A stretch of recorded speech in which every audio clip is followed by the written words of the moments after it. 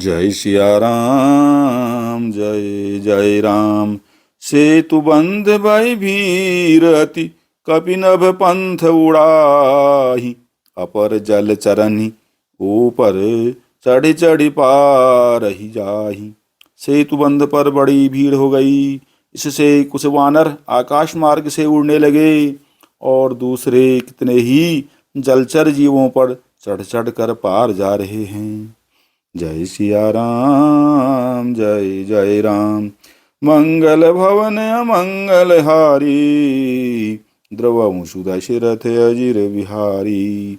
अस कौतुक बिलो की दो भाई। बिहस चले कृपाल रघुराई। सेन सहित उतरे रघुबीरा। कहीं न जाई कपिजू थप भीरा। कृपाल रघुनाथ जी तथा लक्ष्मण जी दोनों भाई ऐसा कौतुक देखकर हंसते हुए चले। श्री रघुवीर जी सेना सहित समुद्र के पार हो गए। वानरों और उनके सेनापतियों की भीड़ कहीं नहीं जा सकती। सिंधु पार प्रभु डेरा कीन्हा। सकल कपिन कहूँ आय सुदीन्हा। खाहू जाय फल मूल सुहाए। सुनत भालु कपि जहाँ तहाँ धाये। प्रभु ने समुद्र के पार डेरा डाला और सब वानरों को आज्ञा दी कि तुम जाकर सुंदर फल मूल खाओ। यह सुनते ही रीस वानर जहाँ तहाँ दौड़ पड़े। सब तरु फरे राम हित लागी। ऋतु अरु कुऋतु काल गति त्यागी। खाही मधुर फल बिटप हला वही। लंका सन मुख शिखर चला वही। श्री राम जी के हित यानी सेवा के लिए सब वृक्ष ऋतु कुऋतु यानी समय की गति को छोड़कर फल उठे। वानर भालू मीठे मीठे फल खा रहे हैं, वृक्षों को हिला रहे हैं और पर्वतों के शिखरों को लंका की ओर फेंक रहे हैं। जहाँ कहूँ फिरत निशाचर पावही। घेरी सकल बहु नाच नचावही। दस ननि काटि नासिका काना। कही प्रभु सुजसु देहि तब जाना।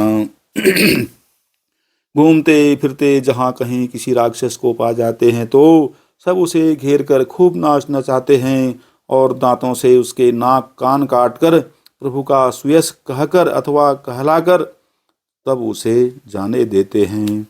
जिन कर नासा कान निपाता। तिन रावण ही कही सब बाता। सुनत श्रवण बारिधि बंधाना। दस मुख बोली उठा अकुलाना। जिन राक्षसों के नाक और कान काट डाले गए उन्होंने रावण से सब समाचार कहा। समुद्र पर सेतु का बांधा जाना कानों से सुनते ही रावण घबरा कर दसों मुखों से बोल उठा। बांध्यो वन निधि नीर निधि। जलधि सिंधु बारिश। सत्य तो ये निधि कंपति। उदधि पयोधि नदीश। वन निधि, नीर निधि, जलधि, सिंधु, वारिश, तोय निधि, कंपति, उदधि, पयोधि, नदीश को क्या सचमुच ही बांध लिया। जय सिया राम जय जय राम। मंगल भवन अमंगल हारी। द्रवहु दशरथ अजिर बिहारी। निज विकलता विचारी बहोरी। बिहसि गयऊँ गृह करि भय भोरी। मंदोदरी सुनियो प्रभु आयो। कौतुकहि पयोधि बंधायो। फिर अपनी व्याकुलता को समझकर यानी ऊपर से हंसता हुआ भय को भुलाकर रावण महल को गया। जब मंदोदरी ने सुना कि प्रभु श्री राम जी आ गए हैं और उन्होंने खेल में ही समुद्र को बंधवा लिया है। कर गही पति भवन निज आनी। बोली परम मनोहर बानी। चरण नाई सिरु अंचलु रोपा। सुनहु बचन पिय परिहरि कोपा। तब वह हाथ पकड़कर पति को अपने महल में लाकर परम मनोहर वाणी बोली। चरणों में सिर नवाकर उसने अपना आंचल पसारा और कहा, हे प्रियतम, क्रोध त्याग कर मेरा वचन सुनिए। नाथ भयरु कीजे ताहि सो। बुद्धि बल सकिय जीति जाहि सो। तुम ही रघुपति अंतर कैसा। खलु खद्योत दिन करही जैसा। हे नाथ, वैर उसी के साथ करना चाहिए जिससे बुद्धि और बल के द्वारा जीत सके। आप में और श्री रघुनाथ जी में निश्चय ही कैसा अंतर है, जैसा जुगनू और सूर्य में। अति बल मधु कैटभ जेहि मारे, महावीर दिति सुत संघारे। जेहि बलि बांधि सहस भुज मारा, सोई अवतरे हरन मही भारा।